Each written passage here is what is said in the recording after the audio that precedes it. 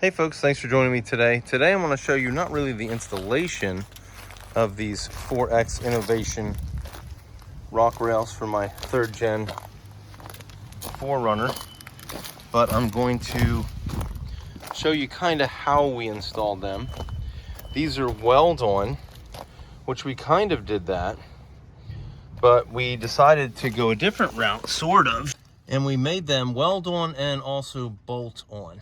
So the reason why we did this, you can weld, this part that they give you is actually longer. We cut it to about half its distance, so this can actually stick out quite a bit further if you wanted to, or you can cut it off and just customize it however you'd like. And that's what we did.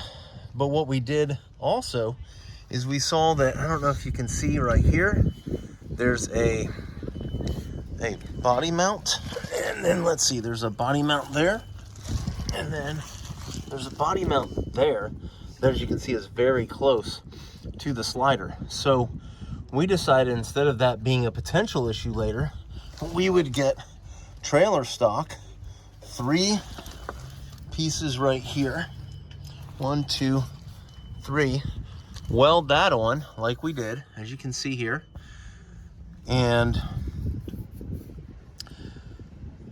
then we obviously welded this one.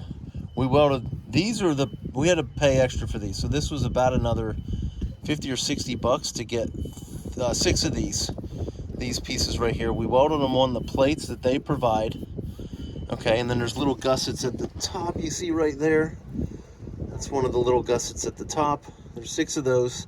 They're provided by 4X Innovations as well. And we decided to weld these on, and then that way the rock sliders are removable. And actually, I think this probably makes them a good bit stronger. Not that they needed to be. If you watch some of their videos on the 4X Innovations website, they have some serious testing they did with these things that I thought that sold me. They're lifting the vehicle up about 2 feet in the final video, so it's a little bit of a spoiler. And they're just dropping it on these things, and this thing does flex a little bit, but it didn't, I don't think it hit the pinch welds at all. And all the times they dropped it like from 12, 18, and 24 inches. I'm not going to do that because I'm assuming that they've already done it, so they're pretty strong.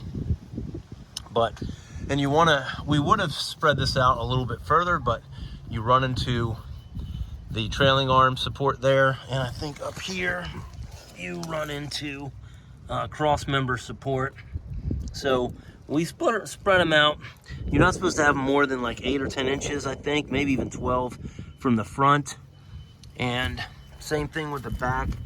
They are, I don't know what that is. Yeah, that's further away than I wanted it to be, but again, you have these things right here, so that kind of prevents you unless you do a bunch of extra modification.